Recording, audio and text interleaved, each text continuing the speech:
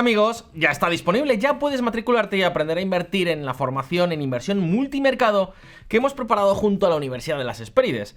De momento os tengo que decir que está siendo todo un éxito, así que muchas gracias a los que ya os habéis sumado. Sabemos que no os vais a arrepentir. Y el resto, recordad que las inscripciones solo estarán abiertas 4 días y que si os matriculáis antes de que acabe este lunes, podréis participar en el programa de becas de Trade Republic. Os cuento más en un momento. Europa se prepara para la guerra, eso es lo que muchos gobiernos europeos están diciendo en los últimos días, incluso también la propia Unión Europea. Ahora bien, ¿es esto una exageración o de verdad tenemos de qué preocuparnos? Pues muy atentos a lo que nos dicen desde algunas de las principales voces en materias de inteligencia y defensa de toda Europa. Escuchamos amenazas del Kremlin casi a diario, así que debemos tener en cuenta que Vladimir Putin podría incluso atacar a un país de la OTAN algún día. Nuestros expertos prevén un periodo de 5 a 8 años en el que esto podría ser posible. Rusia podría iniciar una guerra importante en Europa dentro de 5 años, advierte la inteligencia danesa. Y ojo también con estas palabras del historiador Sonke Neichel, profesor de historia militar en la Universidad de Potsdam. Un ataque ruso a Lituania podría ocurrir tan pronto como este otoño. Este podría ser nuestro último verano tranquilo. A ver, esta predicción puede resultar algo exagerada, pero en general los analistas de seguridad e inteligencia de Dinamarca, Finlandia, Suecia, Noruega, las repúblicas bálticas, Polonia y Alemania coinciden en una cosa. En un plazo de tiempo no demasiado largo, el riesgo de un choque con Rusia en territorio OTAN es muy elevado. Amigos, este choque podría consistir en un ataque de guerra híbrida intensa o incluso en operaciones limitadas de guerra convencional. En cualquier caso, sería una auténtica pesadilla para el viejo continente porque de repente la tensión se multiplicaría hasta niveles no visto en muchísimas décadas. Y cuando eso ocurre, las cosas se pueden desmadrar. Os hemos hablado de ello aquí en VisualPolitik en varios vídeos. Ahora bien, la pregunta es, ¿estamos a las puertas de una guerra con Rusia? Francamente, la incertidumbre es total, pero el riesgo existe, sobre todo si tenemos en cuenta que la guerra puede adoptar formas muy distintas. No solo hay que pensar en la guerra convencional de alta intensidad. Y, por supuesto, tened una cosa muy presente, los países europeos no son quienes están promoviendo este escenario. Si este miedo de que las cosas se desmadren existe, es precisamente por la política imperialista de Moscú. Una política que no se frena con sonrisas y cesiones. Sea como sea, amigos, una cosa está clara, ante los riesgos lo que hay que hacer es prepararse. Y eso, precisamente, tiene mucho que ver con todo lo que estamos viendo últimamente en el viejo continente. Seguro que todos lo habéis escuchado y además hace poco hablamos de ello en el Informe K. En las últimas semanas se están produciendo anuncios insólitos de planes de rearme a lo largo y ancho de toda Europa. Y no solo eso, el pasado miércoles 19 de marzo la mismísima Unión Europea presentó su libro blanco de defensa, una estrategia común con la que quieren eliminar de una vez por todas las grandes debilidades y carencias en materia militar que tienen los ejércitos europeos. Hablamos de debilidades como una escasez grave de municiones y de misiles, de malas defensas aéreas, de falta de capacidad de la industria militar y en algunos casos también, como en el de Alemania o en el de España, de armamento convencional en un estado realmente lamentable. Aunque sobre este tema en concreto vamos a hablar con todo detalle en un próximo vídeo, así que no olvidéis suscribiros a VisualPolitik si es que aún no lo habéis hecho, para no perderoslo. Y es que aunque sorprenda, todavía gran parte de la gente que nos ve no está suscrita al canal y eso es algo que se arregla en un solo segundo. Tan solo tenéis que darle al botón de suscribiros y listo. Nos ayudaréis un montón. Pero bien, sea como sea, la cuestión es que tras el giro que ha dado Trump, ahora los países europeos quieren marchar a toda prisa para convertir a la OTAN en una fuerza predominantemente europea que no dependa tanto de Estados Unidos. Incluso se están haciendo planes por si de repente el tío Sam deja un buen día de formar parte de esta organización. Y es que lo que parecía impensable hace unos pocos meses, hoy ya se considera perfectamente factible. Y amigos, aquí tenemos que tener unas cuantas cosas en cuenta. Lo primero, que la OTAN es fuerte, muy fuerte, es la mayor alianza militar del mundo y reúne a la mayoría de los países más ricos de todo el planeta. Sin embargo, pese a ello, lo cierto es que durante décadas los países europeos, sobre todo los de Europa Occidental, han abandonado la defensa esencialmente porque gastar en armas no daba votos y además tampoco se veía en el horizonte ninguna amenaza clara. Y por supuesto, esto ha sido una fuente de enormes debilidades. Pues bien, la cuestión es que la alianza tiene muchos puntos flacos que quieren subsanar y también es cierto que la amenaza de ese choque con Rusia existe. Así que en este vídeo os vamos a contar exactamente cómo Europa se está blindando para evitar ese escenario. Amigos, la pregunta es, ¿cómo se está preparando el viejo continente para blindar su frontera con Rusia? Pues esto es exactamente lo que os vamos a contar a continuación, así que arranquemos. Fijaos en estas palabras de Vladimir Putin. ¿Habéis inventado que Rusia quiere atacar a la OTAN? ¿Habéis perdido la cabeza? ¿Quién ha inventado esto? Es una tontería, es un completo disparate. Putin hizo estas declaraciones el pasado mes de junio de 2024 en San Petersburgo. Y claro, con palabras tan contundentes, si fuera cualquier otra persona, quizás deberíamos creerle, ¿no os parece? Pero ¿sabéis cuál es el problema en este caso? Que hace no mucho tiempo esta película ya la vimos todos en Europa. No hay planes ni intenciones de atacar a Ucrania. No hay motivos para temer algún tipo de escenario de escala. Estas otras son palabras del viceministro de Exteriores de Rusia en enero de 2022, apenas un mes antes de la invasión y cuando los rusos ya lo tenían todo preparado. Y pese a ello, fue algo que el propio Putin, así como sus ministros y portavoces del gobierno ruso, repitieron hasta prácticamente el 24 de febrero. ¿Y qué ocurrió el 24 de febrero? Exacto, todos lo sabemos. Ese día Rusia inició la invasión a gran escala de Ucrania. Por supuesto, en aquel momento Ucrania no era miembro de la OTAN, pero si algo nos ha enseñado la historia es que, digamos que las llamémosle promesas de Moscú, lo cierto es que no vale mucho. Y amigos, por eso Europa parece que esta vez quiere tomarse muy pero que muy en serio las palabras de Putin y prepararse precisamente para el escenario contrario. Y la OTAN también.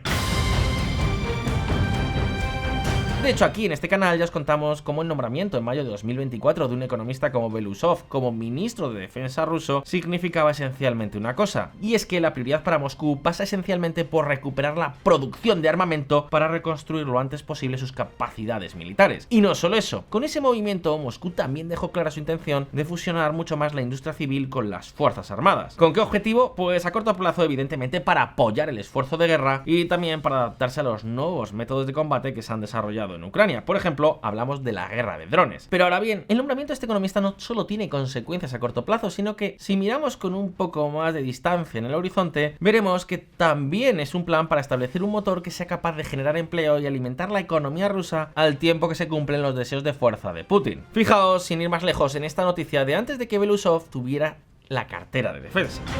Belousov. El Proyecto Nacional para el Desarrollo de Sistemas de Aeronaves No Tripuladas comenzará a funcionar a principios de 2024. Amigos, el problema es que esa economía de guerra y ese fuerte clúster industrial militar que se está forjando en Rusia quizás no sea el más avanzado tecnológicamente del mundo, pero va a permitirle al ejército de este país no solo restablecer su fuerza, sino además hacerlo con todo lo aprendido en Ucrania. Y la cuestión es que cuando tienes maquinaria de guerra en marcha con tanta fuerza, los tiranos suelen tener la tentación de usarla, y eso lógicamente es un problema.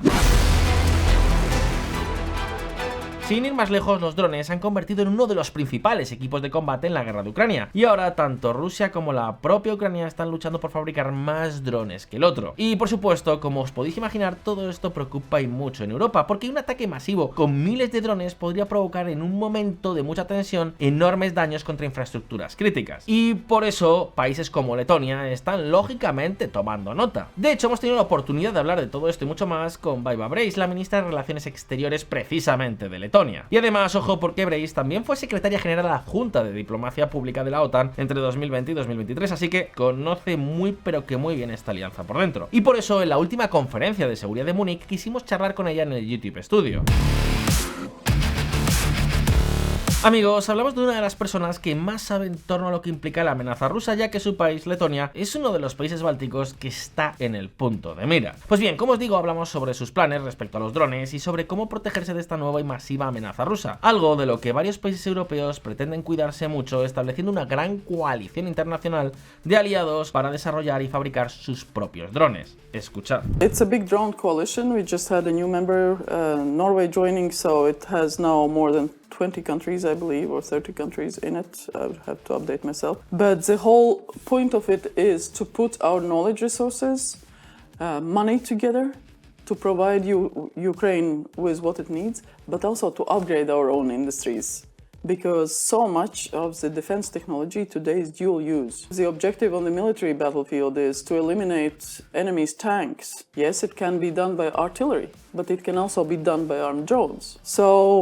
And in that respect, of course, Latvia and the Baltic states are very special because the high level of technology developments, the innovations that we have, the engineering tradition, there is a very, very rich, thriving industry of all defense technology in Latvia. Amigos, estamos metidos con todas las letras en una trepidante carrera armamentística y militar. Esta es una carrera que los países de la OTAN pueden y deben ganar. Y precisamente por esto en VisualPolitik nos hemos hecho algunas preguntas. ¿Qué están haciendo los aliados europeos para protegerse de la ansia expansionista costa de Rusia, donde es más probable que Moscú pudiera atacar a lo que hoy se conoce como territorio OTAN. ¿Y cómo podría hacerlo? Pues enseguida lo vamos a ver, pero amigos, antes quiero recordarte que ya se han abierto las inscripciones en la formación en inversión multimercado que hemos preparado junto a la Universidad de las Hespérides. La acogida del proyecto, como os decía antes, está siendo todo un exitazo. Y para controlar el número de plazas, por ahora hemos limitado el periodo de inscripción a solo 4 días. Es decir, este jueves 27 a las 12 de la noche en España se cierran las inscripciones. Y desde luego, si los números siguen evolucionando como en estas primeras horas, es posible que tengamos que cerrar incluso antes. Así que si estás interesado en convertirte en todo un especialista en inversión multimercado, aprender de la mano de más de 50 profesores top de altísimo nivel y que están activos en el terreno profesional, si quieres tener un título europeo que te acredite como especialista y además quieres aprovecharte de un precio imbatible, entonces esta es tu oportunidad. Y además, ojo, porque esto también es importante. Trade Republic ha querido colaborar con este proyecto lanzando un programa de 12 becas por valor del 50% de la matrícula. Amigos, esas becas se repartirán entre los alumnos que se hayan inscrito como tarde hoy lunes 24 a las 23:59 de la noche hora de Madrid. Así que no esperes más y matricúlate ya con el QR que ves en pantalla o con el enlace de la descripción. En la página del enlace podrás consultar, por supuesto, todos los detalles sobre la formación, los profesores, los contenidos, la certificación universitaria, las entidades colaboradoras, las facilidades de pago y también una grabación de la reunión de presentación que hicimos con Juan Ramón Rayo. Y ¿sabéis qué? Estamos encantados de poder iniciar este gran proyecto con todos vosotros y también con entidades tan importantes como la Universidad de las Hespérides, Renta 4, TREA o Cobas. Es un auténtico lujazo. Pero dicho esto, amigos, sigamos con el plan de Europa para blindarse de cualquier amenaza rusa. Atentos. El escudo OTAN.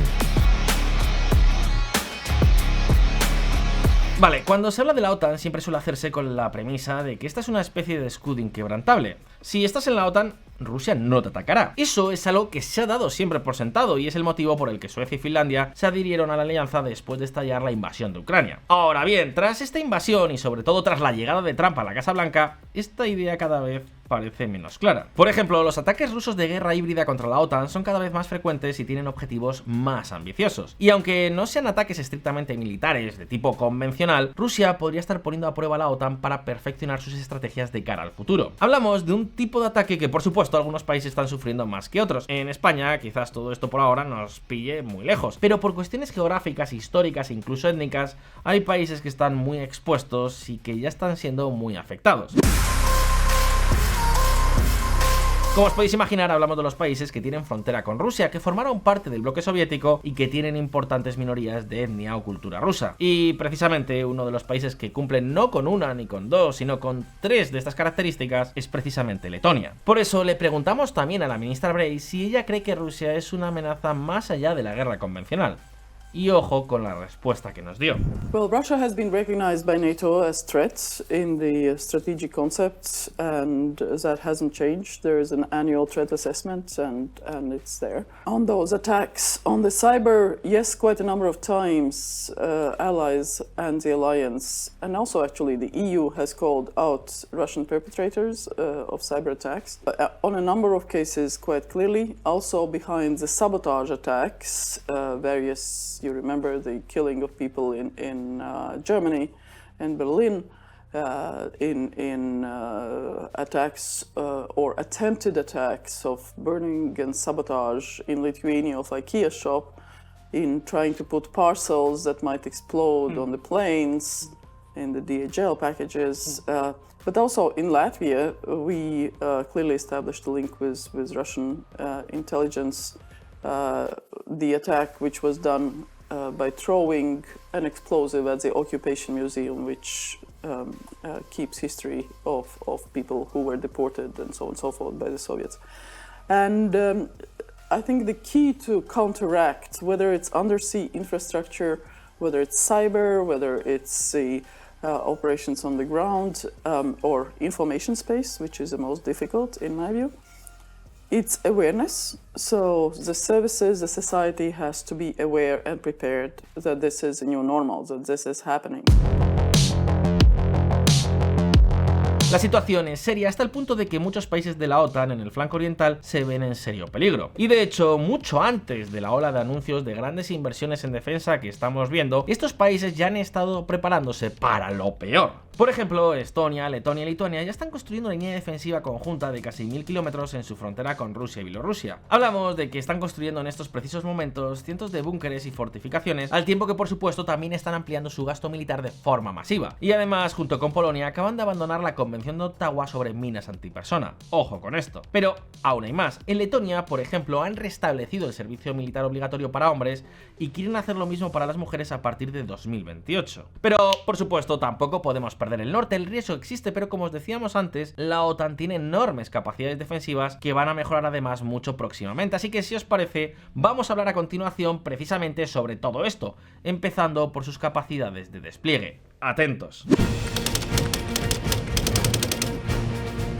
Una de las mayores reformas adoptadas por la OTAN recientemente, concretamente la Cumbre de Madrid de 2022, ha sido el conocido como nuevo modelo de fuerza de la OTAN o NFM. Ahora bien, ¿de qué demonios va exactamente esto? Pues muy simple. El objetivo es ser capaces de desplegar a cientos de miles de soldados en el frente con Rusia en cuestión de unos pocos días. Una capacidad que hasta ahora, lo cierto es que no estaba bien diseñada. Pues bien, con este nuevo plan se estima que en 10 días la OTAN podría movilizar cerca de 100.000 unidades listas para el combate, estando ya bajo el mando de la OTAN. El doble durante el primer mes y hasta 500.000 en 6 meses. De esta forma, la OTAN está reduciendo rápidamente su tiempo de respuesta masiva. Y, por ejemplo, solamente Alemania se ha comprometido a contribuir con 30.000 soldados, además de buques y aviones a este tipo de movilizaciones rápidas. Sin embargo, amigos, lo cierto es que la OTAN sigue teniendo puntos flacos en cuanto a sus capacidades de despliegue. Y aquí, sobre todo, los expertos apuntan a que sigue teniendo un problema de burocracia y de logística. Y es que, por un lado, en caso de conflicto, el mando aliado de operaciones no podría activar toda esa estructura defensiva si no lo aprueba primero el Consejo del Atlántico Norte. Es decir, que tendría que pasar primero por una asamblea y una votación que podría demorarse días, dando cierto margen a cualquier país agresor. Vamos, en este caso a Rusia. Y respecto a la cadena logística, la OTAN, pues también tiene problemas serios. Y es que, a excepción de Estados Unidos, cualquier otro aliado tiene que lidiar con decenas de permisos para poder transportar sus sistemas de armas y tropas a diferentes espacios de un punto de la alianza a otro. Digamos, para entendernos, que en esto no existe una zona Schengen y eso es un gran inconveniente. Y es que incluso en caso de que se activase el artículo 5 de defensa colectiva, los movimientos acelerarían, pero seguiría siendo necesario coordinarse y solicitar un montón de permisos. Insisto, no se contempla un tránsito libre y automático de tropas, incluso en caso de graves amenazas. Y por eso ahora países como Polonia, Alemania y Países Bajos pues ya están intentando solucionar esto. Fijaos. Los europeos crean un corredor para enviar tropas de la OTAN hacia el este. Pero eso no es todo. La OTAN también ha dado un paso importantísimo: reforzar su presencia y preparación en el este de Europa en las conocidas como misiones de presencia avanzada reforzada. Desde hace ya años, la OTAN tiene establecidos miles de soldados y sistemas de armas en todo su flanco este para protegerlo de la posible amenaza rusa. Esto es, resumiendo mucho, lo que se conoce como presencia avanzada reforzada. De esta forma, como podéis ver, la OTAN tiene establecida desde hace bastantes años una gran barrera defensiva que va desde Hungría hasta Estonia, con misiones que están lideradas por países como Estados Unidos, Canadá o Alemania y cuyo objetivo es sobre todo la disuasión. Ahora bien, aunque estas misiones ya existían, en estos 2 últimos años la OTAN las está reforzando a toda velocidad, no solo para hacer frente a un posible ataque ruso, sino también para seguirle el ritmo a Moscú. Un momento, ¿qué queremos decir con esto de seguirle el ritmo a Moscú? Pues veréis, en febrero de 2024 Vladimir Putin ordenó deshacer el distrito militar occidental para restablecer los distritos militares de Leningrado y Moscú. Es decir, los dividió para agilizar la toma de decisiones militares y acelerar la ejecución de las órdenes. Pues bien, sea como sea, la cuestión es que la inversión en estas misiones de la OTAN está creciendo con muchísima fuerza. Por ejemplo, la misión de Bulgaria va a recibir una inversión de más de 6.000 millones de euros por parte del propio gobierno búlgaro para mejorar todas las infraestructuras. Luego, la de Letonia, además de las inversiones del propio gobierno letón, Canadá también ha invertido 234 millones de dólares en sistemas de defensa aérea, misiles antitanque, artillería y todo lo necesario para que Letonia cuente con una brigada permanente. Y en el caso de Rumanía, Estonia y el resto de países, pues pasa 3/4 partes de lo mismo. Por cierto, la misión de Rumanía está encabezada por Francia, un país que ahora está sacando pecho. ¿Por qué los galos están sacando pechos? Pues porque llevan años defendiendo que no había que fiarse tanto de Washington.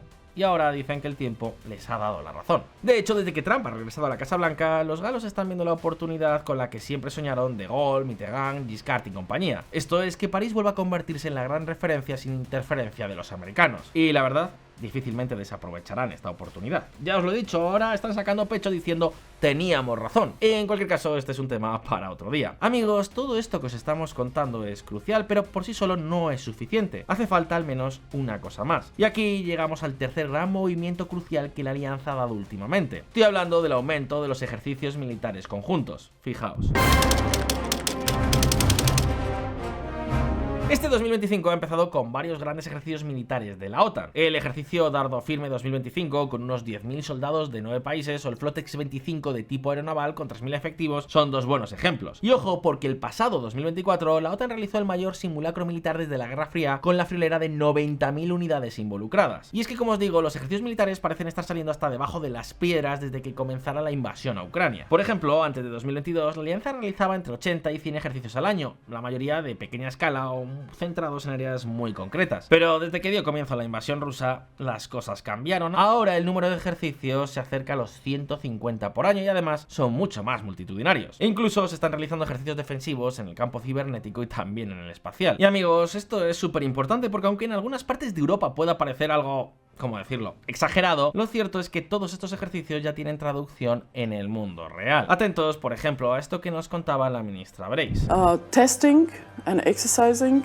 So, as with that subsea cable that was just damaged on 26 January, it was within hours. The ships who were nearby were identified, they were approached, some by NATO ships, some by other navies. But the most important was that the users, the end users, didn't feel that something was wrong because the critical infrastructure operator had prepared and tested and done reserve scenarios. De hecho, mejorar las capacidades de respuesta y despliegue, como os comentábamos hace un momento, es una de las cosas en las que más se está haciendo hincapié ahora en la OTAN, y la verdad es que tiene todo el sentido del mundo. Y más ahora que la alianza cuenta con dos nuevos socios absolutamente claves en toda esta historia. Estoy por supuesto hablando de Suecia y de Finlandia. El nuevo Mar OTAN. Imagínate que eres Vladimir Putin, te levantas una mañana, te tomas un café bien cargadito y te vas a revisar los informes de inteligencia. Un buen día te enteras de que Suecia y Finlandia, dos países que hasta hace poco se mostraban más o menos neutrales, han decidido finalmente unirse a la OTAN. Desde luego, eso no es una buena noticia para ti. Amigos, la adhesión de los nórdicos no solo ha cambiado las reglas del juego, sino que ha lanzado un mensaje muy claro. Si Rusia pensaba mover sus piezas hacia el Báltico, ahora eso tendrá que pensárselo dos veces. Y es que Suecia y Finlandia no son precisamente piezas pequeñas en este tablero. Su entrada en la OTAN ha fortalecido las defensas de la alianza en un mar que resulta absolutamente clave. Y es que en caso de conflicto, precisamente por este mar podría abastecerse rápidamente a las tres repúblicas bálticas en caso de que Rusia pues consiguiese cerrar el corredor de Suwałki, la estrecha franja de unos 60 kilómetros que se sitúa entre los Bálticos y Polonia y entre Kaliningrado y Bielorrusia, uno de los lugares, tal y como os hemos contado mil veces, que se consideran más sensibles para la seguridad europea. Y no solo eso, además ahora la alianza también podría cerrar fácilmente el paso por mar hacia San Petersburgo, la segunda mayor ciudad rusa y uno de los motores económicos del país. Estas son por tanto unas aguas absolutamente cruciales, y ahora la entrada de Suecia y Finlandia ha supuesto un impulso estratégico para la OTAN hasta el punto de que prácticamente ha convertido este mar en un lado interior de la alianza. Y amigos, esto es quizás lo más importante estratégicamente hablando, pero no es lo único. Y es que Finlandia también tiene una de las fronteras más largas con Rusia. Hablamos de nada menos que 1.300 kilómetros de potenciales puntos conflictivos. Precisamente por eso, este país de poco más de 5,5 millones de habitantes tiene incluso un servicio militar obligatorio masculino con el objetivo de poder movilizar a 300.000 reservistas prácticamente con un chasquido de dedos. Sí, son cosas de la vecindad con Rusia, hasta los nórdicos tienen que ponerse serios. Y no se trata solo de Finlandia, en el caso de Suecia pasa algo bastante parecido. El país de ABBA y de los muebles que a veces no son tan fáciles de montar como dicen, cuenta con un plan de defensa total que exige a todos los ciudadanos de entre 16 y 70 años que ayuden a prepararse para la guerra. Y esto puede ser bien con el servicio militar o apoyando a los servicios de emergencia y a los sistemas logísticos. En otras palabras, que la inclusión de estos dos países le ha permitido a la OTAN ganar muchísima capacidad de despliegue y movilización rápida. Ahora bien, no solo es una cuestión de cantidad, sino también de calidad. En esta línea, Finlandia tiene una de las mayores potencias de fuego de artillería en Europa, con más de 1.500 piezas tanto remolcadas como autopropulsadas, entre las que podemos encontrar unos 100 lanzacohetes múltiples. Este país optó hace mucho tiempo por la llamada disuasión artillera, porque su territorio, lleno de bosques y lagos, permite usar la artillería de forma muy efectiva para ralentizar el avance enemigo y maximizar la efectividad de fuego. Así que la artillería le ofrece a Finlandia y ahora al conjunto de la OTAN una gran capacidad de disuasión con un coste bastante bajo a través de obuses como los modernos K-9 surcoreanos.